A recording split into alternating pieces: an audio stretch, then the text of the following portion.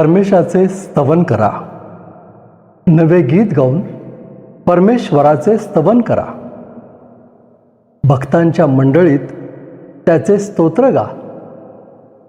Israel आपल्या निर्माणकर्त्याच्या ठाई आनंद करो. सियोनीची मुले आपल्या राजाच्या ठाई उल्हास पावत. ती नृत्य करीत त्याच्या नावाचे स्तवन करोत. डफ व वीणा यावर त्याला स्तोत्रे गावत. कारण परमेश्वर आपल्या लोकांवर संतुष्ट आहे. तो दिनांना तारणाने सुशोभित करतो. भक्त गौरवामुळे उल्हासोत. ते आपल्या अंथरुणावरून हर्षघोष करत. परमेश्वराची परमश्रेष्ठ स्तुती त्यांच्या कंठी असो. दुधारी तलवार त्यांच्या हाती असो. शालोम प्रियजन हो. अनुग्रह प्रार्थना सहभागितेच्या आजच्या या ऑनलाईन उपासनेमध्ये पुन्हा एक वार आपणा सगळ्यांचं स्वागत करताना मला मनापासून आनंद होत आहे. परमेश्वराने आपल्याला संधी दिलेली आहे. चला त्याची प्रार्थना करू आणि ही उपासना त्याच्या हातात देऊया. प्रार्थना करू. आमच्या सर्व समर्थ देवा, अहोरात्र तुझी स्तुती होत आहे. दिव्यदूत तुझं स्तुतिगान गात आहेत.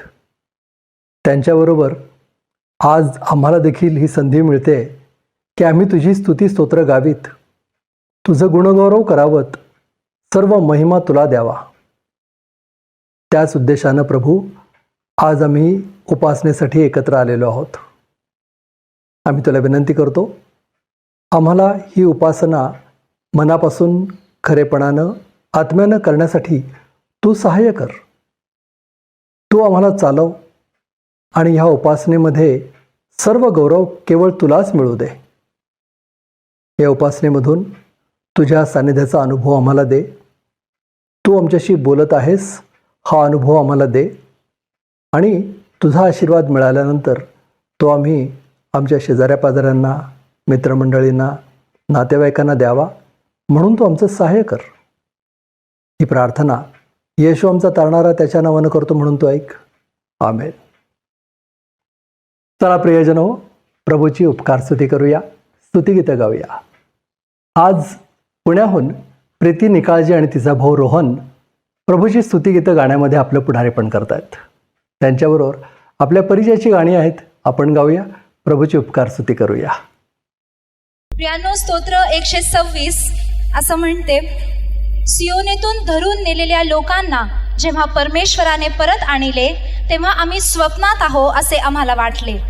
तेव्हा आमचे मुख हास्याने व आमची जीभ जयघोषाने भरली. त्या समयी अन्य राष्ट्रातील लोक म्हणू लागले की परमेश्वराने ह्यांच्यासाठी महत्कृत्ये केली आहेत. परमेश्वराने आमच्यासाठी महत्कृत्ये केलेली आहेत. हालेलुया. हे महान कार्य हे परमेश्वराचं आहे. Hallelujah. This is the Lord's doing and it is marvellous in eye. Let us give him all the glory and praise. तेरी स्तुति प्रशंसा हो, तेरी हर पल महिमा हो.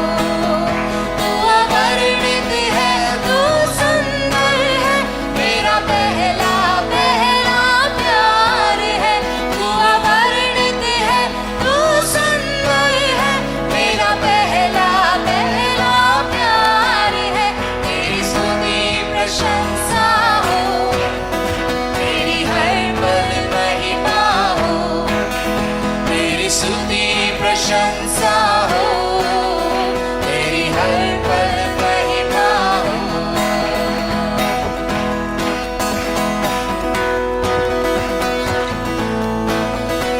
मेरी निराशाओं में, मेरी निराशाओं में मेरी आशा बना दो. मेरी खामोशियों को समझा तूने प्रभु. मेरी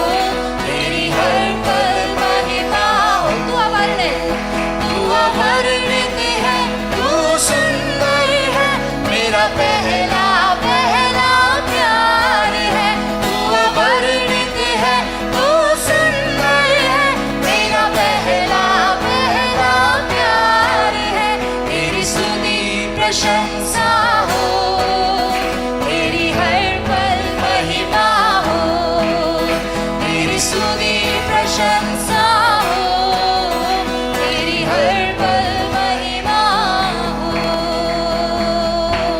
hallelujah, amen, praise the Lord. खरोखर प्रियांनो, परमेश्वर सर्व स्तुतीस पात्र आहे. हालेलुया. ज्या गोष्टी त्याने आपल्या जीवनामध्ये केलेल्या आहेत त्या वर्णन आपण कितीही केल्या सर्व तरी देखील ते कमी आहे. हालेलुया. म्हणून आपण ह्यावेळेस गीत गाणार आहोत की तेरे जैसा कौन है. खरोखर परमेश्वरासारखा कोणीच नाही प्रियांनो. तेरे जैसा कौन है जो मेरा भला करे, मेरा भरोसा सिर्फ तुझे पर प्रभु. तेरे जैसा कौन है जो मेरा भला करे, मेरा भरोसा सिर्फ तुझे पर प्रभु. मेरे जीवन का स्वामी आधार बना तू प्रभु जी. तू नहीं तो मेरा जीवन व्यर्थ हो जाएगा.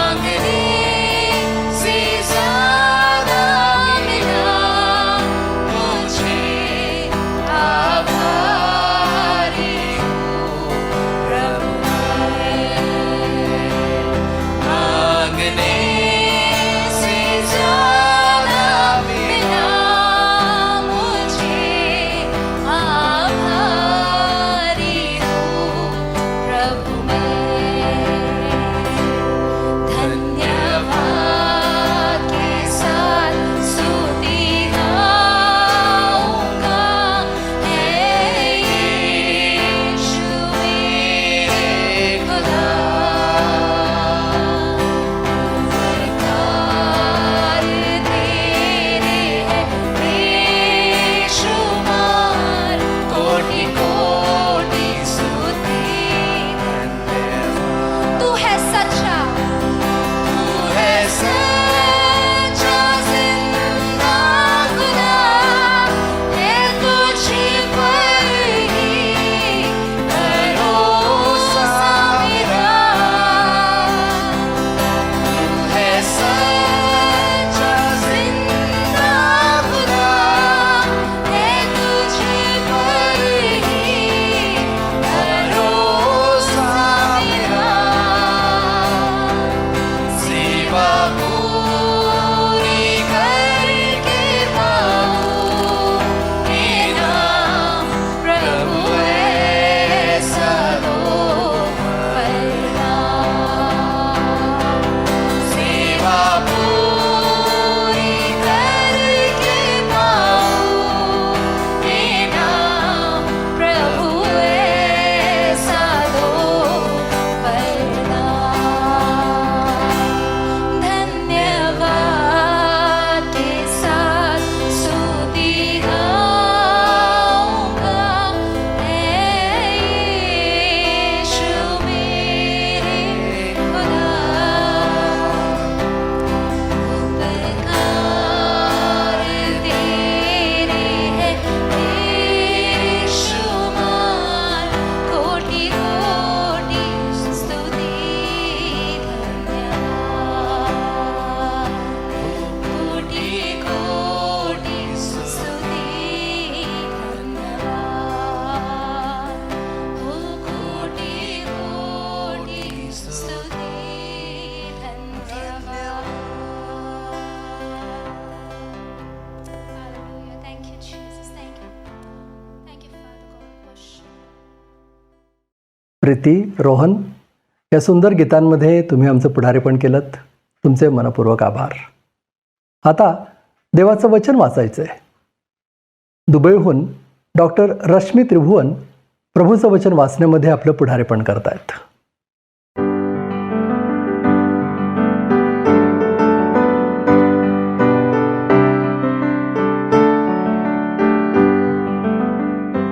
पवित्र शास्त्राचं वाचन करूया. जुन्या करारातील योना याचे पुस्तक याचा पहिला अध्याय 1 ते 6 ही वचने. योना परमेश्वरापासून दूर पळतो. अमित्तयाचा पुत्र योना याला परमेश्वराचे वचन प्राप्त झाले की, उठ, त्या मोठ्या निनवे शहरास जा व त्याच्या विरुद्ध आरोळी कर, कारण त्याची दुष्टता माझ्या पुढे आली आहे. पण परमेश्वराच्या दृष्टीआड व्हावे म्हणून योना तार्शिशास पळून जाण्यास निघाला. तो याफोस गेला. तेथे त्याला तार्शिशास जाणारे जहाज आढळले. त्याने त्याचा उतार दिला व परमेश्वराच्या दृष्टीआड व्हावे म्हणून त्यांच्याबरोबर तार्शिशास निघून जाण्यासाठी तो जहाजात जाऊन बसला. तेव्हा परमेश्वराने समुद्रात प्रचंड वायू सोडला आणि समुद्रात असे मोठे तुफान झाले की जहाज फुटण्याच्या लागास आले. खलाशी घाबरले व आपापल्या दैवतांचा धावा करू लागले. मग त्यांनी जहाज हलके करण्यासाठी त्यातील माल समुद्रात फेकून दिला. योना तर जहाजाच्या तळाशी जाऊन गाढ झोप घेत पडला होता. तेव्हा जहाजाचा तांडेल त्याच्या जवळ येऊन म्हणाला, अरे, झोप घेत काय पडलास? उठ, आपल्या देवाचा धावा कर. न जाणो तो देव आपल्याकडे लक्ष देईल, म्हणजे आपला नाश व्हावयाचा नाही. वाचलेली वचने देव आपल्यासाठी आशीर्वादित करो. आमेन.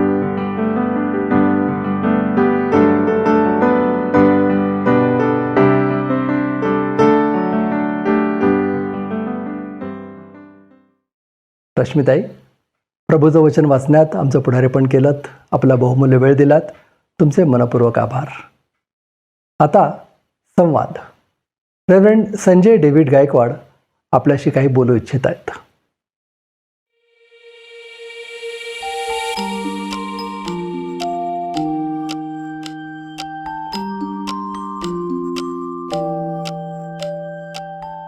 शालोम. कसे आहात आपण सर्व? अनुग्रह प्रेयर फेलोशिपच्या या ऑनलाईन भक्तीमध्ये आपल्या सर्वांची भेट होते, याचा मला अतिशय आनंद होतो. या भक्तीच्या माध्यमातून प्रभू अनेकांच्या जीवनामध्ये कार्य करत आहे. प्रभूच्या वचनामध्ये वाढण्यासाठी प्रभू आपल्यापैकी अनेकांना मदत करत आहे, हा आम्हाला विश्वास आहे. आणि त्या प्रकारचे साक्ष आपल्यापैकी अनेकांकडून ऐकायला मिळते, त्याचा मला खूप आनंद वाटतो. गेल्या रविवारची भक्ती आपल्यासाठी आशीर्वादित झाली आहे, हा मला विश्वास आहे. सिस्टर पल्लवी मिस्त्री आणि त्यांची मुलगी साक्षी यांनी नेहमीप्रमाणेच अतिशय सुंदर गीतं गाऊन प्रभूच्या आराधनेमध्ये आमचं पुढारीपण केलं, त्याबद्दल मी त्यांचा आभारी आहे. सिस्टर ज्योती चव्हाण यांना मी विनंती केली पवित्र शास्त्राचं वाचन करण्यासाठी, आणि अक्षरशः काही मिनिटातच त्यांनी ते पूर्ण केलं आणि तो व्हिडिओ मला पाठवला, आणि अतिशय तत्परतेनं त्यांनी या सेवेमध्ये भाग घेतला, त्याबद्दल मी त्यांचा अतिशय आभारी आहे. गेल्या काही दिवसांमध्ये अतिशय भयंकर आणि धक्कादायक अशा गोष्टी आमच्या आजूबाजूला घडल्या आहेत, याचं आम्हाला अतिशय दुःख होतं. पुण्यामध्ये 20 वर्षाची एक तरुणी सिया गोयल, जिनं आपला होणारा पती केतन अग्रवाल याला लोहगड इथल्या किल्ल्यावर ढकलून त्याचा अतिशय भयंकर आणि क्रूर पद्धतीनं खून केला. तिला केतनबरोबर लग्न करायचं नव्हतं, तिला तिचा मित्र चेतन चौधरी याच्याबरोबर लग्न करायचं होतं. परंतु केतनबरोबर त्याच्या कुटुंबाबरोबर अतिशय भयंकर अशा प्रकारचा विश्वासघात तिनं केला आणि एका निरपराध तरुणाचा तिनं बळी दिला. आजपर्यंत अनेक पुरुष स्त्रियांचा छळ करतात, स्त्रियांची हत्या करतात, या प्रकारच्या बातम्या आम्ही ऐकत होतो. परंतु आज अशा प्रकारच्या बातम्या सुद्धा आमच्या कानावर पडत आहेत की तरुण मुली अतिशय भयंकर अशा प्रकारचे गुन्हे करत आहेत, आणि त्यामधून आमचा समाज हा किती विकृत आणि दुष्ट प्रवृत्तीकडे जात आहे, याचं चित्र आज आम्हाला आजूबाजूला पाहायला मिळतं. आणि अर्थात त्यामधून कुटुंब व्यवस्था ही दुर्बळ झाली आहे, उद्ध्वस्त होत आहे, याची जाणीव आम्हाला होत आहे. मला असं वाटतं मागच्या वर्षी मध्य प्रदेशातील एका मुलीने सुद्धा अशाच प्रकारे आपल्या होणाऱ्या भावी पतीला मेघालयामध्ये नेलं आणि त्या ठिकाणी त्यालाही अशाच प्रकारे एका दरीमध्ये ढकलून त्याची हत्या केली होती. अर्थात या दोन्ही मुलींनी असा बनाव केला होता की तो एक ॲक्सिडेंट होता, तो एक अपघात होता, परंतु पोलीस तपासामध्ये खऱ्या गोष्टी उघड झाल्या. अर्थात हे खटले आता कोर्टामध्ये चालतील, योग्य वेळेला त्यांना त्यांच्या कृत्याची शिक्षा मिळेल. परंतु आज मानव किती स्वार्थी होत चालला आहे. केवळ स्वतःचा विचार अनेक जण करत आहेत आणि त्यासाठी दुसऱ्यांचा बळी देण्याची सुद्धा त्यांची तयारी होते. असं अतिशय भयंकर वास्तव आज आमच्या समोर घडत आहे. आणि म्हणून कौटुंबिक जीवन हे सुदृढ असणं, देवाच्या योजनेप्रमाणे कुटुंब व्यवस्था देवानं निर्माण केली, ती कुटुंब व्यवस्था अभेद्य कशी राहील आणि त्या कुटुंब व्यवस्थेमध्ये आम्ही जे सर्व आहोत, आम्हा सर्वांचे नातेसंबंध चांगले राहतील, या दृष्टीनं आम्हाला सर्वांनाच प्रयत्न करण्याची गरज आहे. आणि पवित्र शास्त्रामध्ये आम्हाला अतिशय सुंदर अशा प्रकारचं मार्गदर्शन या बाबतीमध्ये मिळतं. आणि देवाच्या आज्ञेचं जर आम्ही पालन केलं तर मग अशा प्रकारच्या भयंकर गोष्टी कदाचित घडणार नाहीत, नाही का? आपल्या मुलांवर योग्य प्रकारचे संस्कार करण्यामध्ये आईवडील कमी पडत आहेत का? समाजामध्ये ज्या प्रकारचं वातावरण आहे, तरुण तरुणींना योग्य दिशा दाखवण्यामध्ये समाज आज कमी पडत आहे का? या सर्व गोष्टींचा विचार आज आम्ही करण्याची गरज आहे. दिल्लीमध्ये सध्या कॉकरोच जनता पार्टीचं आंदोलन चालू आहे. अभिजित दिपके हा जो अमेरिकेमध्ये बोस्टन या ठिकाणी राहत होता, काम करत होता, त्या तरुणाला भारतामध्ये जी काही परिस्थिती आहे त्याचं अतिशय दुःख होत होतं. त्याच्या मनामध्ये उद्वेग होता आणि म्हणून त्याने इंटरनेटवर ही चळवळ सुरू केली, कॉकरोच जनता पार्टी, आणि त्याला प्रचंड प्रतिसाद मिळाला. आणि मग तो भारतामध्ये आला. त्यानं हे प्रत्यक्ष आंदोलन दिल्लीमध्ये सुरू केलं. सध्या सोनम वांगचुक जे लेह लडाखमधील एक फार मोठे विद्वान आहेत, फार मोठे सामाजिक कार्यकर्ते आहेत, त्यांनीसुद्धा आपला जाहीर पाठिंबा कॉकरोच जनता पार्टीला व्यक्त केला आहे. परंतु त्याचबरोबर ते स्वतः दिल्लीमध्ये उपोषणाला बसले आहेत. पहा, आज भारतामध्ये तरुणांसमोरची आव्हानं प्रचंड आहेत. नीटचे पेपर लीक होतात, TETचे पेपर लीक होतात आणि त्यामुळे तरुण निराश झालेले आहेत. त्यांचं भविष्य अंधकारमय झालेलं आहे असं त्यांना वाटतं. आणि या तरुणांना योग्य मार्गदर्शन करण्याची, त्यांना धीर देण्याची, त्यांना उत्तेजन देण्याची आज गरज आहे.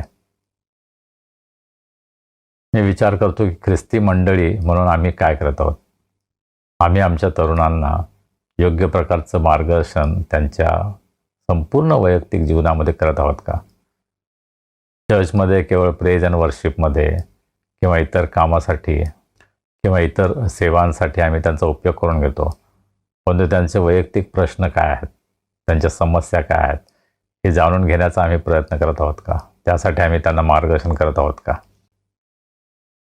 मला असं वाटतं आज मंडळीनं या सगळ्या गोष्टींचा विचार करण्याची गरज आहे. महाराष्ट्रामध्ये गेल्या दिवसांमध्ये पाऊस नसल्यानं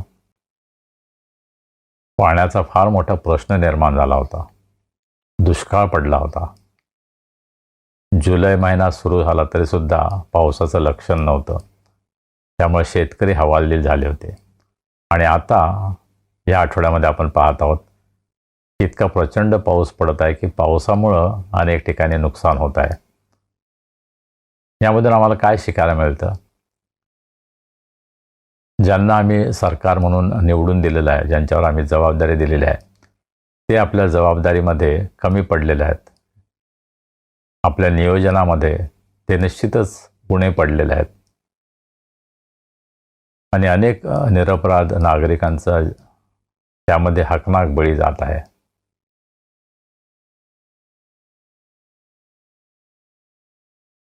प्रत्येक महिन्याच्या पहिल्या दिवशी आम्ही प्रार्थनेसाठी एकत्र येतो आणि साधारणपणे 10-12 बंधू बहिणी या प्रार्थनेमध्ये सहभागी होतात आणि आम्हाला खूप आनंद वाटतो. आम्ही देवाची स्तुती आराधना करतो, आम्ही वचनावर मनन करतो आणि त्यानंतर आम्ही प्रार्थनेमध्ये वेळ घालवतो. आणि जे उपस्थित आहेत त्यापैकी अनेकांना प्रार्थना करण्याची संधी मिळते. जे या महिन्याच्या पहिल्या दिवशी प्रार्थनेमध्ये सहभागी होतात त्यांच्या फार सुंदर साक्षी आहेत. आपण जर अद्यापही यामध्ये भाग घेतला नसेल तर माझी आपल्याला विनंती आहे, महिन्याच्या पहिल्या दिवशी सकाळी 7 ते 7:30 फक्त अर्धा तास ही प्रार्थना असते, त्यामध्ये आपणही भाग घेऊ शकता. कधी कधी मला असं वाटतं की काही जणांना भीती वाटते की मला प्रार्थना करावी लागेल. प्रार्थना करण्याची जबरदस्ती नाही कोणावर, परंतु आपण सहभागी होऊ शकता. आपण इतरांच्या प्रार्थनामध्ये आमेन आणि होय म्हणू शकता. सर्वांना प्रार्थना करण्यासाठी संधी मिळतच नाही. जास्तीत जास्त 3 किंवा 4 जण प्रार्थना करू शकतात, परंतु आपण सहभागी होऊ शकता. आणि माझी इच्छा आहे की येणाऱ्या दिवसामध्ये आपल्यापैकी अनेक जण यामध्ये सहभागी व्हाल. या आठवड्यामध्ये बुधवारी 8 जुलैला अनुग्रह प्रेयर फेलोशिपचा एक आध्यात्मिक मेळावा आपण घेत आहोत. मे आणि जूनमध्ये मदर्स डे आणि फादर्स डे, मातृदिन आणि पितृदिन आम्ही साजरे केले. अर्थात आपल्या ऑनलाईन भक्तीमध्ये आपण हे दोन्ही दिवस सेलिब्रेट केले, साजरे केले. परंतु प्रत्यक्ष फिजिकली माझी इच्छा होती की आपण एकत्र यावं आणि त्या दृष्टिकोनातून बुधवारी 8 जुलैला संध्याकाळी 6 वाजता आपण एकत्र येणार आहोत. आणि आपल्या सर्वांना माझं अत्यंत आग्रहाचं आमंत्रण आहे. आपल्यामधील जे माता आणि पिता आहेत त्यांचा सन्मान आपण करणारच आहोत. परंतु 2 अत्यंत महत्त्वाचे विशेष वक्ते आम्हाला लाभलेले आहेत. डॉक्टर अनुपमा उजगरे ज्या ठाण्यामध्ये असतात त्या पुण्यामध्ये येणार आहेत. ते आपल्याशी बोलणार आहेत आणि त्यानंतर आपण चर्चा करणार आहोत. त्याचप्रकारे डॉक्टर आर्थर प्रेम जे कस्टम्स विभागाचे कमिशनर म्हणून रिटायर झाले, पुण्यामध्ये असतात. ओल्डहॅम मेमोरियल मेथोडिस्ट चर्चचे मेंबर आहेत आणि सोमवारी आमची जी बायबल स्टडी असते त्यामध्ये ते अतिशय नियमितपणे हजर असतात. ते 8 जुलैच्या या सभेमध्ये आमच्याशी बोलणार आहेत. तर आपण कृपया प्रार्थना करा देवाच्या सेवकांसाठी. जो संदेश प्रभूनं त्यांना दिलेला आहे तो आमच्यापर्यंत यावा आणि आम्हा सर्वांना आशीर्वाद मिळावा यासाठी आपल्या प्रार्थनेमध्ये आपण जरूर आठवण ठेवा. या विशेष सभेसाठी जर आपण दान पाठवू इच्छिता तर जरूर आमच्याशी संपर्क करा. 9 ते 13 जून मनिला, फिलिपिन्स या ठिकाणी जी आशा conference on church and mission ही परिषद भरली होती, त्या परिषदेमध्ये भाग घेण्याची संधी प्रभूनं मला दिली. त्याबद्दल मी प्रभूला धन्यवाद देतो. या परिषदेमध्ये वेगवेगळ्या देशातून आलेले जे पुढारी होते त्यांच्या मुलाखती मी घेतलेल्या आहेत आणि येणाऱ्या दिवसामध्ये प्रत्येक रविवारी एक मुलाखत आपल्याला दाखवावी अशी माझी इच्छा आहे. या रविवारपासून एक मुलाखत आपण पाहणार आहोत आणि त्याद्वारे सुद्धा आपल्याला उत्तेजन मिळेल, आशीर्वाद मिळेल ही माझी प्रार्थना आहे. हा येणारा आठवडा आणि हा जुलै महिना आपल्या सर्वांसाठी, आपल्या परिवारासाठी अत्यंत आशीर्वादाचा जावो ही माझी आपल्या सर्वांसाठी प्रार्थना आहे. देवबाप तुम्हाला आशीर्वाद करो.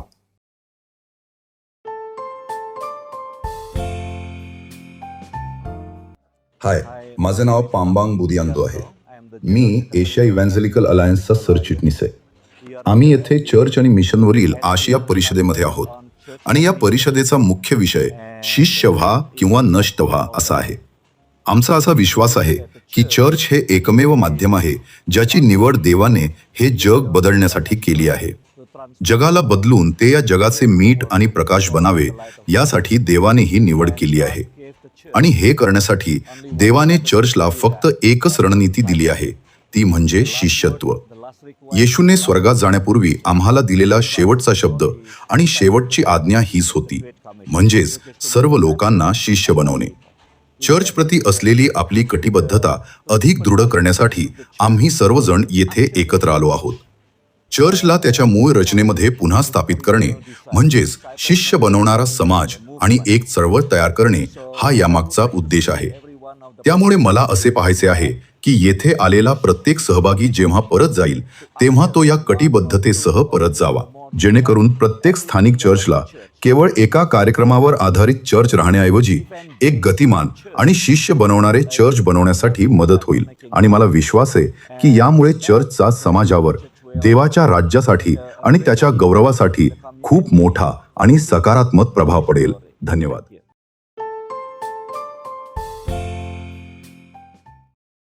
प्रियजनो, आता वेळ झाली आहे दानार्पणाची.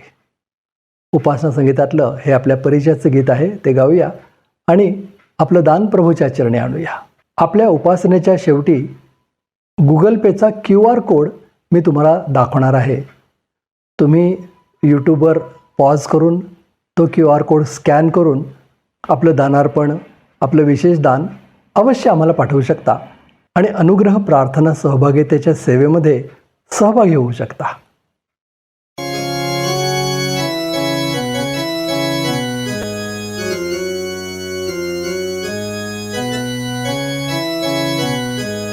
आपण उपासना संगीतामधून 510 क्रमांकाचं गाणं गाऊया. सर्वांच्या परिचयाचं हे गाणं आहे, प्रिय प्रभू माझा प्राण. आणि हे गीत गात असताना आपण आपलं दान प्रभूच्या सेवेसाठी अर्पण करूया. प्रिय प्रभू माझा प्राण, तुला अर्पितो हे दान. प्रिय प्रभू माझा प्राण, तुला अर्पितो हे दान. रात्रंदिन मनोभावे तुझे प्रेम निस्तवावे. प्रिय प्रभू माझा प्राण, तुला अर्पितो हे दान. मना उकळी फुटावी, हाता प्रेरणा मिळावी. प्रिय प्रभू माझा प्राण, तुला अर्पितो हे दान. पाया जासूद करावे, तुझ्या मार्गी त्वरे न्यावे.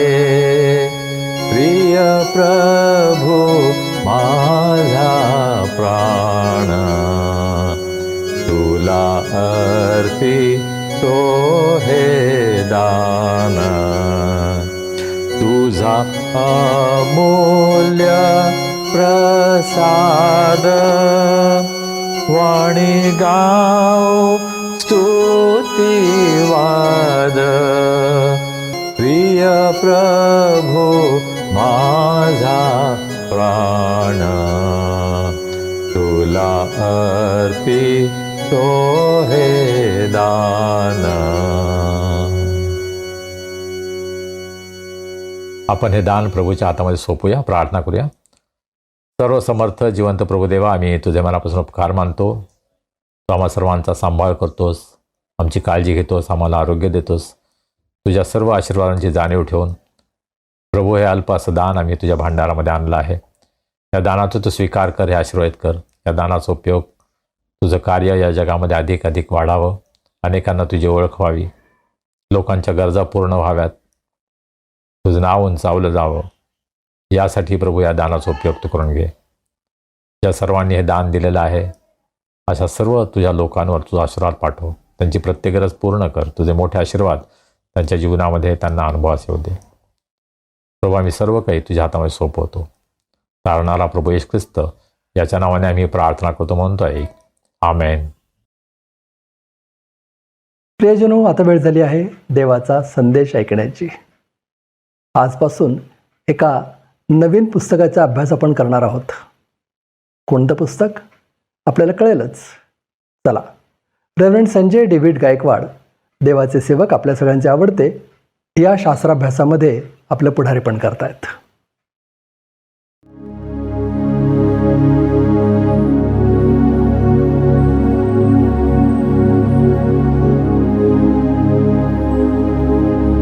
मागच्या रविवारी आपण पौलाचं फिलेमोनाला पत्र याचा अभ्यास पूर्ण केला, तो समाप्त केला आणि एका नवीन पुस्तकाचा अभ्यास आपण सुरू करणार आहोत. आमच्या मंडे बायबल स्टडीमध्ये आम्ही पेत्राचं पहिले पत्र, दुसरे पत्र याचा अभ्यास पूर्ण केला. त्यानंतर आम्ही चर्चा केली की आता कोणता विषय, कोणतं पुस्तक घ्यायचं, आणि सर्वानुमते योनाच्या पुस्तकाचा अभ्यास करायचा आम्ही ठरवलं. आणि मग गेले काही आठवडे आम्ही योनाच्या पुस्तकाचा अभ्यास करत आहोत.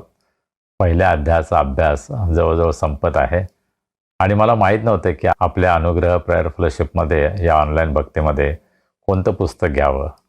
आणि म्हणून जो अभ्यास आम्ही करतच होतो मंडे बायबल स्टडीमध्ये, मला असं वाटलं तोच विषय आपण आपल्या ऑनलाईन भक्तीमध्ये सुद्धा घ्यावा. आणि म्हणून योनाच्या पुस्तकाचा अभ्यास आपण करणार आहोत. मी अनेक ठिकाणी जातो, अनेक चर्चेसमध्ये अनेक ठिकाणी मी बोलतो, संदेश देतो, बायबल स्टडी घेतो.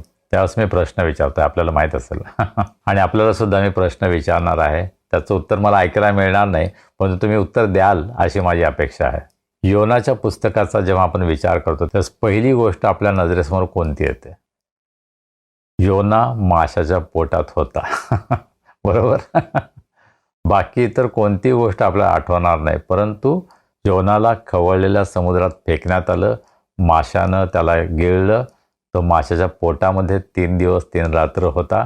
त्यानंतर माशानं त्याला ओकून दिलं आणि तो किनाऱ्यावर सुरक्षित जिवंत राहिला.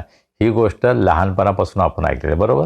माझा दुसरा प्रश्न हा आहे की संपूर्ण योनाच्या पुस्तकाचा अभ्यास आपण केला आहे का? पहिल्या वचनापासून ते शेवटल्या वचनापर्यंत. योनाच्या पुस्तकामध्ये 4 अध्याय आहेत आणि वचनं किती आहेत? 48 वचनं आहेत. आपण योनाच्या जीवनावर संदेश ऐकले असतील, परंतु योनाचं संपूर्ण पुस्तक याचा अभ्यास आपण केला आहे का? पण कदाचित आपल्यापैकी काही जण असतील की आपण हा अभ्यास केला असेल, परंतु सर्वसाधारणपणे संपूर्ण योनाच्या पुस्तकाचा अभ्यास होत नाही. हा माझा अनुभव आहे आणि म्हणून मला असं वाटलं की हा अभ्यास आपल्या सर्वांसाठी फार चांगला होईल. अर्थात सोमवारच्या बायबल स्टडीमध्ये आम्ही याचा अभ्यास सुरू केलेला आहे, त्यामुळं त्या बायबल स्टडीचा मला फार फायदा होणार आहे. माझ्या ह्या प्रत्येक रविवारच्या संदेशामध्ये मला त्याची मदत होणार आहे. कारण सोमवारचा आमचा जो बायबल स्टडी आहे ना, त्यामध्ये सर्वजण भाग घेतात. मी फक्त लीड करतो, मी काय संदेश देत नाही आम्ही सर्व मिळून अभ्यास करतो आणि प्रत्येकजण अतिशय सुंदररीतीनं त्यामध्ये भाग घेतात. विशेषतः आमच्यामध्ये कर्नल लाल जे आहेत त्यांचे विचार फारच वेगळे असतात आणि फार सुंदर असतात आणि अतिशय व्यावहारिक असे प्रश्न ते विचारतात आणि मला खूप आनंद वाटतो की त्या ठिकाणी मी शिकवत नाही, पण आम्ही सर्वजण मिळून वचनाचा अभ्यास करतो आणि त्यामधून आम्हाला सर्वांना शिकायला मिळतं आणि आम्हाला सर्वांना आशीर्वाद मिळतो. खरं म्हणजे अशा प्रकारच्या बायबल स्टडीची प्रत्येक चर्चमध्ये गरज आहे. प्रत्येक चर्चमध्ये अशा प्रकारचा शास्त्राभ्यास होण्याची गरज आहे. रविवारी आपण फक्त संदेश ऐकतो, परंतु पवित्र शास्त्राचा सखोल अभ्यास पहा. पहिल्या अध्यायाची 17 वचनं पूर्ण करण्यासाठी आम्हाला जवळजवळ 3 किंवा 4 आठवडे लागले. आम्ही फार हळूहळू जात आहोत. अर्थात फिलेमोनाच्या पत्रामध्ये फक्त 25 वचनं आहेत, पण त्यासाठी आपण 9 आठवडे घेतले आपण 1-1, 2-2 वचनांवर किती वेळ दिला नाही का? तुम्हाला काय वाटतं? या अभ्यासामधून तुम्हाला शिकायला मिळालं? माझी आपल्याला विनंती आहे, जर तुम्ही संपूर्ण फिलेमोनाच्या पत्राचा अभ्यास या ऑनलाईन भक्तीमध्ये केला असेल, प्रत्येक रविवारी तुम्ही अटेंड केलेला आहे, तर तुम्ही आपले विचार मला लिहून कळवा. या अभ्यासामधून तुम्हाला काय शिकायला मिळालं? या अभ्यासातून तुम्हाला काय आशीर्वाद मिळाला, मार्गदर्शन मिळालं, हे सुद्धा आम्हाला कळवा. तुमच्या संदेशाची, मेसेजची मी वाट पाहीन. मागेच मी हे सांगितलं आहे की आत्तापर्यंत आम्ही वेगवेगळ्या पुस्तकांचा अभ्यास केलेला आहे. आम्ही नेहम्याच्या पुस्तकाचा अभ्यास केला, रोमकारास पत्राचा अभ्यास केला, पेत्राच्या पत्राचा अभ्यास केला, फिलेमोनाच्या पत्राचा अभ्यास केला आणि आता आम्ही योनाच्या पुस्तकाचा अभ्यास करत आहोत. हा सर्व अभ्यास लिखित स्वरूपात पुस्तकाच्या रूपामध्ये रूपांतरित करावा अशी माझी मनापासून इच्छा आहे. याविषयी मी आपल्याला पूर्वी सांगितलं आहे आणि त्यासाठी विशेषतः डॉक्टर अनुपमा उजगरे यांनी मला आधीच आश्वासन दिलेलं आहे की तुम्हाला जी काही मदत हवी असेल ती मी करायला तयार आहे. अर्थात पुस्तक छापणे हे फार खर्चिक काम आहे नाही का? पण जर देवाची इच्छा असेल तर जरूर आपण हे करू आणि प्रभू सर्व गोष्टींचा पुरवठा करेल याची मला खात्री आहे. पवित्र शास्त्रातील विशेषतः जुन्या करारातील जी पुस्तकं आहेत त्याचा अभ्यास करत असताना मी या कॉमेंट्रीचा उपयोग करत आहे. साऊथ एशिया बायबल कॉमेंट्री, त्याचे जनरल एडिटर डॉक्टर ब्रायन विंटल जे आमचे UBSचे प्रिन्सिपल होते आणि याला जी प्रस्तावना दिलेली आहे ती डॉक्टर क्रिस राईट हे जे माझे चांगले ओळखीचे आहेत आणि डॉक्टर अजित फर्नांडो जे श्रीलंकेचे आहेत, या दोघांची माझी वैयक्तिक ओळख आहे आणि मला खूप आनंद वाटतो. ह्या कॉमेंट्रीमधून मला खूप शिकायला मिळतं आणि जे मला शिकायला मिळतं ते मी तुमच्यापर्यंत पोहोचवत आहे. गुरुवारी कोतवाल आंटींच्या घरी आमचा बायबल स्टडी असतो आणि या गुरुवारी जेव्हा आम्ही त्या ठिकाणी एकत्र जमलो होतो त्यावेळेस आंटींच्या टेबलवर मला हे पुस्तक आढळलं. अतिशय जीर्ण झालेलं हे पुस्तक तुम्हाला दिसत असेल. मी ज्यावेळेस कॉलेजमध्ये होतो 73, 74, 75 या काळामध्ये आणि त्यानंतर मी प्रभूमध्ये जेव्हा वाढत होतो त्यावेळेस या पुस्तकाची मला खूप मदत झाली. What the Bible is all about आणि डॉक्टर बिली ग्रॅहम इव्हँजलिस्टिक असोसिएशन त्यांनी हे पुस्तक प्रकाशित केलेलं आहे. पवित्र शास्त्रातील प्रत्येक पुस्तकाची तोंड ओळख, थोडक्यात माहिती या पुस्तकामध्ये आहे. आणि गुरुवारी जेव्हा हे पुस्तक मला पाहायला मिळालं तेव्हा मला खूप आनंद वाटला. मी तिथंच काही गोष्टी वाचायला सुरुवात केली आणि मग मी आंटींना विनंती केली, आंटी मला हे पुस्तक द्या. त्या आनंदाने म्हटलं, हो जरूर जरूर घेऊन जा. तर या पुस्तकामध्ये ज्या काही गोष्टी सांगितलेल्या आहेत त्या मी तुमच्यासमोर ठेवणार आहे, कॉमेंट्रीमधल्या काही गोष्टी, आणि मग आपण वचनाकडे वळणार आहोत. ज्या शास्त्रवचनावर आपण आज मनन करणार आहोत तो शास्त्रभाग आपल्यासाठी डॉक्टर रश्मी त्रिभुवन, ज्या दुबईमध्ये असतात, त्या एक ट्रेनर आहेत, काउन्सिलर आहेत आणि कॉर्पोरेट जगतामध्ये त्या सेवा करतात. UBSमध्ये त्यांनी BBS आणि MDiv केलं आणि त्यांचा आम्हाला अतिशय अभिमान आहे. प्रभूनं त्यांचा फार मोठ्या प्रमाणावर उपयोग करून घ्यावा ही आमची त्यांच्यासाठी प्रार्थना आहे. पुण्यामध्ये एक सेमिनार घेण्याची आमची इच्छा आहे ज्यामध्ये त्या मार्गदर्शन करण्यासाठी उत्सुक आहेत.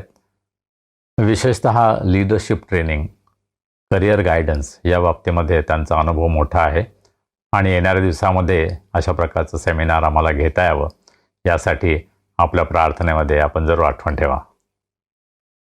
What the Bible is all about याच्यामध्ये योनाच्या पुस्तकाची जी ओळख आहे, तोंड ओळख आहे, त्यामध्ये हे लेखक असं म्हणतात, योना हा गत हेफर नाझरेतपासून साधारण 1 तासाच्या अंतरावर हे गाव होतं. योना त्या गावचा रहिवासी होता.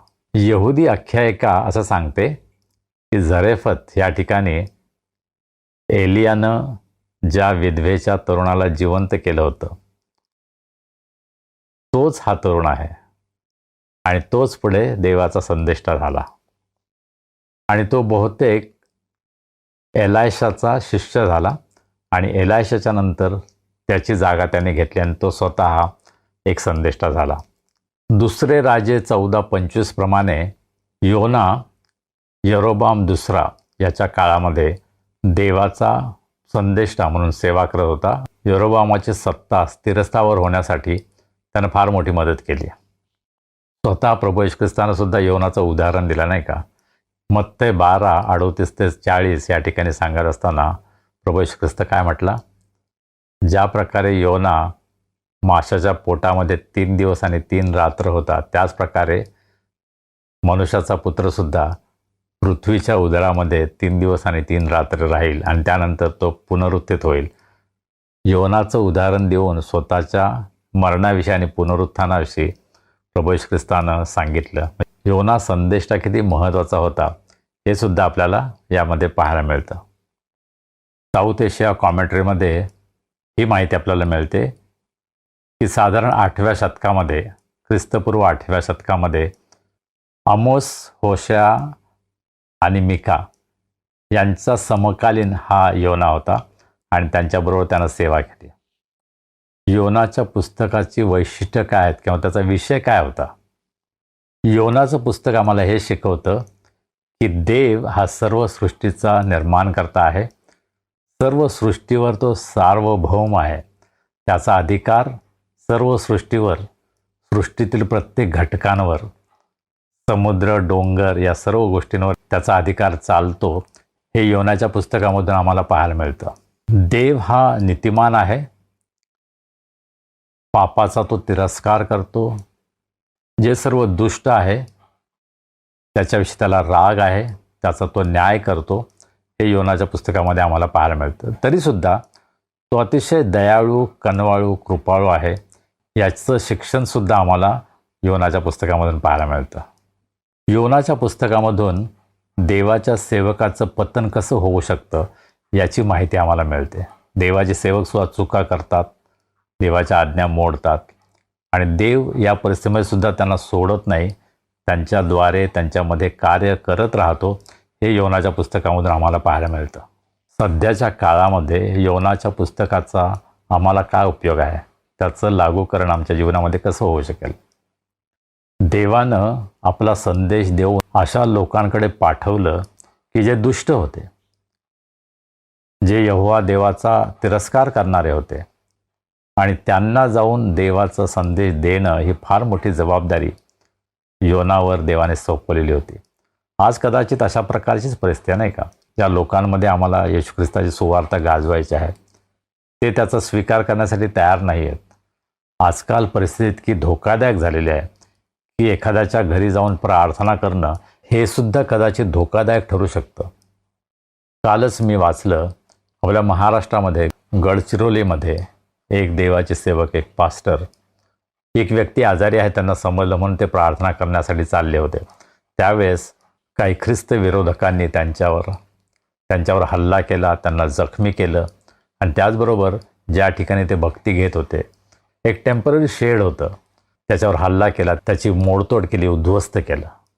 अशा प्रकारचं वातावरण आज आमच्या देशामध्ये आम्हाला पाहायला मिळतं. आणि संपूर्ण जगामध्ये वेगवेगळ्या प्रकारे आपण पाहतो की ख्रिस्ताच्या सुवार्तेला विरोध होत आहे. जी जबाबदारी योनावर सोपवण्यात आली होती ती अतिशय भयंकर अशी प्रकारची जबाबदारी होती. आम्हाला फक्त हेच जाणवते की योना देवापासून पळून जात होता, परंतु त्या परिस्थितीमध्ये जर तुम्ही आणि मी असतो तर आपणही तेच केलं असतं.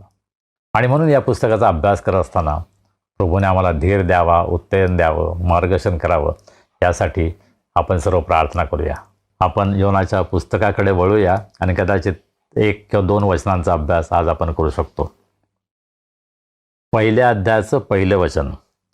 अमित्तयाचा पुत्र योना याला परमेश्वराचं वचन प्राप्त झाले की, उठ, त्या मोठ्या निनवे शहरात जा व त्याच्याविरुद्ध आरोळी कर, कारण त्याची दुष्टता मज पुढे आली आहे. पहिली गोष्ट, अमित्तयाचा पुत्र योना याला परमेश्वराचं वचन प्राप्त झालं. या पुस्तकाची सुरुवातच ही आहे की योनाला परमेश्वरापासून संदेश मिळाला. त्याला तो संदेश कसा मिळाला आपल्याला माहीत नाही. त्याला दृष्टांत झाला, त्याला स्वप्न पडलं, परमेश्वर स्वतः त्याच्याशी बोलला, याविषयीची माहिती आपल्याला या ठिकाणी देण्यात आली नाही, परंतु परमेश्वराचा संदेश त्याच्याकडे आला. परमेश्वराचा संदेश वेगवेगळ्या प्रकारे त्याच्या सेवकांकडं, त्याच्या संदेष्टांकडे आलेला आहे. हे आम्हाला जुन्या करापासून नव्या करापर्यंत सर्वत्र पाहायला मिळतं. तो संदेश कसा आला हे महत्त्वाचं नाही, परंतु संदेश प्राप्त झाला, देवापासून आलेला संदेश प्राप्त झाला, हे महत्त्वाचं आहे. आजकाल एखाद्या सेवकाचा विचार करत असताना लोक सर्वसाधारणपणे हा विचार करतात, कोणत्या चर्चमधून आला, कोणत्या सेमिनारीमध्ये शिकला, कोणी त्याला रेकमेंड केलेलं आहे. आणि हे फार महत्त्वाचं आहे, हे कमी महत्त्वाचं आहे असं मी अजिबात म्हणत नाही, परंतु त्याच्याहीपेक्षा महत्त्वाचं हे आहे की देवाचा संदेश, देवाचं वचन त्याला मिळालेलं आहे का. पहा, मी माझ्या अभ्यासामधून, माझ्या बुद्धिमत्तेतून, माझ्या अनुभवातून तुम्हाला काही गोष्टी सांगितल्या तर त्याच्यामुळं काही फायदा होणार नाही, त्याच्यामुळं आशीर्वाद मिळत नाही. आम्हाला आशीर्वाद तेव्हाच मिळतो जेव्हा देवाचा संदेश, देवाचं वचन आमच्याकडे येतं. आणि आज देवाचा सेवक म्हणून आम्हा सर्वांवर ही जबाबदारी आहे की आम्हाला मिळालेला संदेश हा देवापासून आहे का याची आम्हाला खात्री असली पाहिजे. जेव्हा जेव्हा मी देवाचं वचन गाजवतो त्यावेळेस मला याची पूर्ण खात्री असते की हा देवाचा संदेश आहे. माझ्या मनचे विचार सांगायला मला आवडत नाही, परंतु देवाच्या वचनावर आधारित, देवानं जे सत्यवचन प्रगट केलेलं आहे त्याच्या वचनाद्वारे तेच वचन मला गाजवायचं आहे. मला काहीतरी देवाने वेगळंच प्रगट केलं अशा प्रकारे बढाई मारायची मला गरज वाटत नाही. देवाने त्याचं वचन आम्हा सर्वांना दिलेलं आहे, तुम्हाला दिलं आहे, मला दिलं आहे. त्याचा उलगडा करण्याची जबाबदारी त्यानं आम्हा सर्वांवर दिली आहे आणि ती मी प्रामाणिकपणे पार पाडत आहे याची मला खात्री असली पाहिजे. कोणी मला पाठवलं, मला अधिकार काय आहे, मला अनुभव काय आहे, या गोष्टी जरी महत्त्वाच्या असल्या तरी त्या आवश्यकच आहेत असं आम्हाला म्हणता येणार नाही. आम्हाला देवाचा संदेश मिळाला आहे का याची खात्री आम्हाला असली पाहिजे. पहा, आपल्यापैकी अनेक जण वेगवेगळ्या ठिकाणी जातो, आपण वेगवेगळे संदेश ऐकतो आणि आम्हाला असं वाटतं मी ह्याचा संदेश ऐकला, मी त्याचा संदेश ऐकला, किती ग्रेट माणूस आहे, किती भारी बोलतो. हे महत्त्वाचं नाही आहे. मला देवाचा संदेश ऐकायला मिळत आहे का, हे महत्त्वाचं आहे. आम्हाला प्रभूच्या वचनाची, प्रभूच्या संदेशाची गरज आहे. त्यासाठी आपण प्रयत्न करत आहोत का, हा प्रश्न आहे. आणि पहा, जुन्या करारामधील जे सर्व संदेष्ट आहेत ना, त्यांना याची 100% खात्री होती की देवानं त्यांना पाठवलेलं आहे, देवानं आपला संदेश त्यांना दिलेला आहे. आणि म्हणून जुन्या करारामध्ये एक शब्द आपल्याला ऐकायला मिळतो, थस सेज द लॉर्ड. प्रभू असं म्हणाला आहे, प्रभूने सांगितलं आहे. आणि संदेश त्यांना एक खात्री होती की त्यांना प्रभूचा संदेश प्राप्त झालेला आहे. आजकाल काही सेवक आपण असं म्हणताना ऐकतो, देवानं मला संदेश दिलेला आहे आणि देवानं मला हे प्रकट केलेलं आहे, मी तुम्हाला हे सांगतो. तुम्ही आणि मी सांगणारे कोण? देव आमच्याशी बोलला पाहिजे. देवानं आमच्याशी डायरेक्ट बोलावं याची गरज आहे. त्यासाठी आपण प्रयत्न करायला हवा. पहा, देवाचा एखादा सेवक जर लोकांना स्वतःवर अवलंबून राहायला शिकवतो तर ते काय चांगलं नाही आहे. आम्हाला सर्वांना देवावर अवलंबून राहायचं शिकायचं आहे. देव माझ्याशी काय बोलत आहे, देव मला काय प्रकट करत आहे, हे जाणून घेण्याचा आम्ही प्रयत्न करायला हवा. आणि म्हणून मला ग्रुप बायबल स्टडी आवडते. त्या ठिकाणी एखादा बायबल टीचर, एखादा सेवक फक्त मी तुम्हाला हे शिकवता असं सांगत नाही, पण आपण सर्वजण मिळून शिकूया की प्रभू आम्हाला काय शिकवत आहे, प्रभूचा संदेश आम्हा सर्वांसाठी काय आहे. पण मंडळीमध्ये ही आमची भावना असली पाहिजे, ही आमची प्रार्थना असली पाहिजे की प्रभू तू मला शिकव. फक्त एखाद्या सेवकाचं, पालकाचं, वक्त्याचं कौतुक करायची गरज नाही आहे. आम्हाला आवडतं चांगले चांगले वक्ते जेव्हा संदेश देतात. डॉक्टर बिली ग्रॅम यांचं नाव आपल्याला सर्वांना फार परिचित आहे. फार सुंदर संदेश ते द्यायचे. परंतु केवळ एखाद्या वक्त्यावर अवलंबून राहण्यापेक्षा आम्ही ही प्रार्थना करायला पाहिजे की देवा तू माझ्याशी बोल. तुझ्या सेवकाचा उपयोग तू करून घे, तुझ्या वचनाचा उपयोग तू करून घे, पण तू माझ्याशी बोल. ही आम्ही प्रार्थना करायला हवी.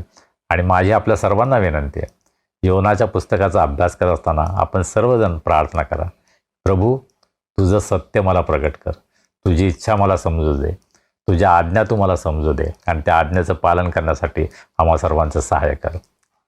परमेश्वराचं वचन योनाला प्राप्त झालं. आज आम्हाला याची खात्री असण्याची गरज आहे की माझ्याकडे जे वचन आहे ते परमेश्वराचं वचन आहे. मानवाचा विचार नाही, परंपरेचा विचार नाही, संस्कृतीचा विचार नाही, परंतु देवाचं वचन आम्हाला प्राप्त झालं आहे. पण योनाची जी ओळख करून देण्यात आलेली आहे अगदी साधी आहे नाही का. अमित्याचा पुत्र योना, डेव्हिडचा मुलगा संजय, अशी माझी ओळख. बाकी काही फापट पसारा नाही. हा इतका शिकलेला आहे आणि इतका विद्वान आहे, याने इतका अभ्यास केलेला आहे, इतक्या पदव्या मिळवलेल्या आहेत. ते चांगलं असतं सर्व, पण त्याच्याशिवाय देवाचं वचन सांगता येत नाही असं अजिबात नाही. आम्ही कोणी असू दे, आम्हाला परमेश्वराचं वचन प्राप्त होतं आणि परमेश्वराचं वचन श्रेष्ठ आहे, आम्ही नाही. मी श्रेष्ठ नाही, मला ज्याचं वचन प्राप्त होतं तो परमेश्वर श्रेष्ठ आहे. आणि मग दुसरं वचन, उठ त्या मोठ्या निनवे शहरात जा व त्याच्या विरुद्ध आरोळी कर. योनाला जी जबाबदारी देण्यात आली होती ती प्रचंड मोठी होती. इस्रायल देशामध्ये राहणारा एक तो संदेष्टा होता. हो, इस्रायल देशामध्ये त्याला मान होता, तो संदेष्टा होता, लोक त्याचा सन्मान करत असतील. पण त्याला जे सांगण्यात आलेलं होतं की तू आता निनवे शहरामध्ये जा. कुठं होतं निनवे शहर? शेकडो मैल लांब. जो देश इस्रायल लोकांचा शत्रू होता, सिरिया देश, त्या देशाची राजधानी निनवे शहर. त्या काळातील अत्यंत सुधारलेलं, पुढारलेलं, प्रचंड महत्त्वाचं असं हे शहर होतं. मी मिरजमध्ये असताना त्या ठिकाणी एक लायब्ररी आहे, बायसिंगर मेमोरियल लायब्ररी. आणि तुम्हाला आश्चर्य वाटेल की त्या ठिकाणी मी माझ्या कामाची सुरुवात केली. 1976 मध्ये मी 6 महिने त्या ठिकाणी अप्रेंटिसशिप म्हणून काम केलं. आणि त्या ठिकाणी काम करत असताना मिस्टर अनिल दहिवाडकर, जे त्या बायसिंगर लायब्ररीचे डायरेक्टर होते, त्यांच्यानी माझी ओळख झाली. आणि त्यांच्याकडून मी हे ऐकलं की निनवे शहरामध्ये जगातील पहिली लायब्ररी सुरू झाली. आणि निनवे शहर अत्यंत सुधारलेलं होतं. विद्वान लोक त्या ठिकाणी राहत होते आणि पुस्तकांचा वाचन करणारे, अभ्यास करणारे लोक होते. पहिली लायब्ररी निनवे शहरामध्ये सुरू झाली. तर असं हे अत्यंत प्रसिद्ध असं शहर होतं. परंतु त्या शहराचं वैशिष्ट्य या वचनामध्ये जे सांगितलेलं आहे की तेथील दुष्टता माझ्या कानावर आली आहे. निनवे शहर कदाचित अत्यंत सुधारलेलं शहर होतं, प्रसिद्ध शहर होतं, परंतु त्याचबरोबर दुष्टतेसाठी सुद्धा ते शहर प्रसिद्ध झालं होतं. तरुणपणी निकी क्रूज यांचं रन बेबी रन हे पुस्तक मी वाचलं होतं. डेव्हिड विल्कर्सन हे जे पालक आहेत ते एका खेड्यातून न्यूयॉर्कमध्ये येतात आणि त्या ठिकाणी सेवेला सुरुवात करतात.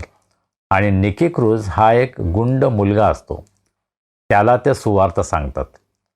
निकी क्रूज त्यांच्यावर हल्ला करतो, त्यांना मारण्याचा प्रयत्न करतो, परंतु त्याला ते ख्रिस्ताच्या प्रीतीनं जिंकून घेतात. आणि डेव्हिड विल्कर्सन यांचं cross and the switch blade हे अतिशय प्रसिद्ध पुस्तक त्या काळामध्ये होतं, ज्याच्यावर एक फिल्मसुद्धा आली. आज जगामध्ये न्यूयॉर्क शहर अत्यंत प्रसिद्ध आहे, परंतु या पुस्तकामध्ये न्यूयॉर्क शहर किती भ्रष्ट आहे, किती दुष्ट आहे, किती भयंकर आहे याचं चित्रसुद्धा आम्हाला पाहायला मिळतं.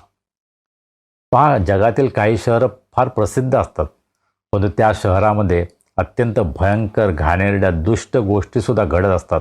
हे सुद्धा सत्य आम्हाला माहीत आहे.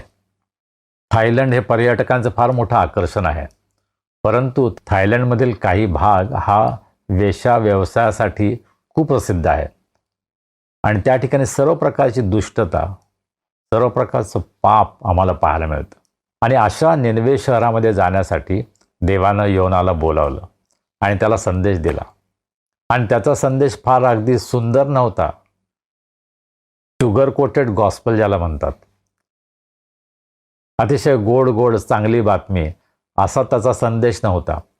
जे दुष्ट लोक आहेत त्यांना हा संदेश योनाला द्यायचा होता की तुम्ही पश्चाताप करा. या विषयावर अधिक चर्चा, अधिक अभ्यास आपण येणाऱ्या दिवसामध्ये करणार आहोत आणि म्हणून मी इथं थांबणार आहे. परंतु योनाला देवानं प्रचंड मोठी जबाबदारी दिली होती आणि त्या जबाबदारीपासून तो पळून जात आहे हे चित्र आपल्याला पहिल्या अध्यायामध्ये पाहायला मिळतं. आणि योनाच्या जीवनामध्ये काय काय घडलं त्याचा सविस्तर अभ्यास आपण येणाऱ्या दिवसामध्ये करू. परमेश्वर आपल्या सर्वांना या अभ्यासाच्याद्वारे आशीर्वादित करो, ही माझी आपल्यासाठी प्रार्थना आहे. आमेन. प्रार्थना करूया. हे आमच्या सर्व समर्थ जिवंत प्रभुदेवा, आम्ही तुझे मनापासून उपकार मानतो. आज तुझ्या सानिध्यामध्ये तुझी स्तुती आराधना करण्यासाठी तू आमचं सहाय्य केलंस, आमचं मार्गदर्शन केलंस. प्रभू, आज आम्ही ज्या नवीन पुस्तकाचा अभ्यास सुरू केलेला आहे त्यामध्ये तू आमचं सहाय्य करत आहेस, त्याबद्दल आम्ही तुला धन्यवाद देतो. आम्ही प्रार्थना करतो प्रभू, या वचनामधून तुझी आम्हाला अधिक चांगली ओळख होऊ दे. तुझ्या ज्ञानामध्ये वाढण्यास तू आम्हा सर्वांना मदत कर. आज आमच्यामध्ये कोणी दुःखी आहेत, निराश आहेत, संकटात आणि त्रासात आहेत. प्रभू, आम्ही त्यांना तुझ्या दयासनासमोर उंच करतो. आज तू त्यांची भेट घे, त्यांना आरोग्य दे. तुझी शांती, तुझा आनंद त्यांच्या जीवनामध्ये त्यांना अनुभवास येऊ दे. त्यांच्या सर्व अडचणी, त्यांचं दुःख तू दूर कर आणि तुझे अनेक आशीर्वाद त्यांच्या जीवनामध्ये त्यांना अनुभवास येऊ दे. ज्या प्रियजनांचे वाढदिवस, विवाहाचे वर्धापन दिन आहेत प्रभू, त्या सर्व प्रियजनांबद्दल आम्ही तुला धन्यवाद देतो, तुझी स्तुती करतो. आजपर्यंत त्यांना सांभाळलंस, सुरक्षित ठेवलंस, निरोगी ठेवलंस. आम्ही तुझे उपकार मानतो. आम्ही प्रार्थना करतो त्यांचं येणारं जीवन अधिक आणि अधिक आशीर्वादित कर. त्यांना तू निरोगी ठेव, त्यांची तू काळजी घे आणि त्यांचं जीवन इतरांसाठी आशीर्वादाचं होऊ दे, अशी आम्ही तुला विनंती करतो. प्रभू, या येणाऱ्या आठवड्यामध्ये तू आम्हा सर्वांचा सांभाळ कर, आम्हाला सुरक्षित ठेव, निरोगी ठेव. तुझी स्तुती आराधना करण्यासाठी तू आम्हा सर्वांना एकत्र आण. मान, महिमा, गौरव आम्ही तुला देतो आणि प्रार्थना तारणारा प्रभू येशू ख्रिस्त याच्या नावाने आम्ही करतो म्हणतो ऐक. आमेन. प्रभूनं शिकवलेली प्रार्थना करूया. हे आमच्या स्वर्गातील बापा, तुझे नाम पवित्र मानले जाओ, तुझे राज्य येवो, जसे स्वर्गात तसे पृथ्वीवरही तुझ्या इच्छेप्रमाणे हो. आमची रोजची भाकर आज आम्हास दे, जसे आम्ही आपल्या अपराधांची क्षमा करतो तशी तू आम्हाला आमच्या अपराधांची क्षमा कर. आणि आम्हास परीक्षित नकोस, तर आम्हास वाईटापासून सोडव, कारण की राज्य, सामर्थ्य आणि गौरव ही सर्व काळ तुझीच आहेत. आमेन. आणि आता देव बापाची प्रीती, प्रभू येशू ख्रिस्ताची कृपा, पवित्र आत्म्याची सहभागिता, शांती, आनंद आणि आरोग्य आम्हा सर्वांसह आमच्या प्रियजनांबरोबर, देवाच्या सर्व लोकांबरोबर आता आणि सदा सर्व काळ असो. आमेन.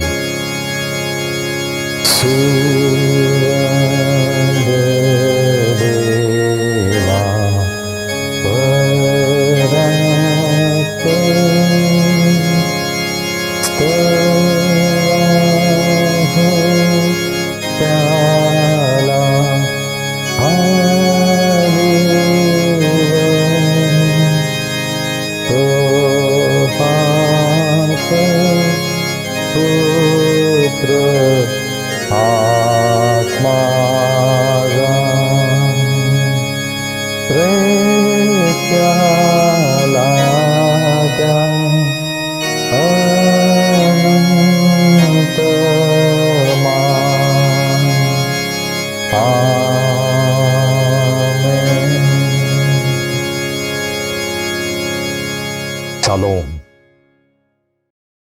काय प्रियजनो, तुम्हाला आजच्या उपासनेमध्ये विशेष आशीर्वाद मिळाला? प्रभू तुमच्याशी बोलत आहे असा अनुभव आला? प्रभूनं तुम्हाला काही उत्तेजन दिलं, मार्गदर्शन दिलं? तुमच्या जीवनातील काही त्याला न आवडणाऱ्या गोष्टी त्याने तुम्हाला दाखवल्या? मग आता वेळ आहे आपल्यामध्ये सुधारणा करण्याची आणि प्रभूने उत्तेजन दिलं त्याप्रमाणे वागण्याची. उपासनेची लिंक अनेकांना पाठवा. तुम्हाला आशीर्वाद मिळाला तसा त्यांनाही नक्कीच मिळेल. आणि हो, तुम्ही स्वतः हे चॅनल सबस्क्राईब केलं नसेल तर आत्ताच करा, म्हणजे तुम्हाला पुढच्या वेळेस लिंक मिळण्याची वाट बघावी लागणार नाही. तुम्हाला आपोआपच ह्या उपासनेची माहिती मिळेल. चला, आता भेटूया पुढील रविवारी. तोपर्यंत शालोम.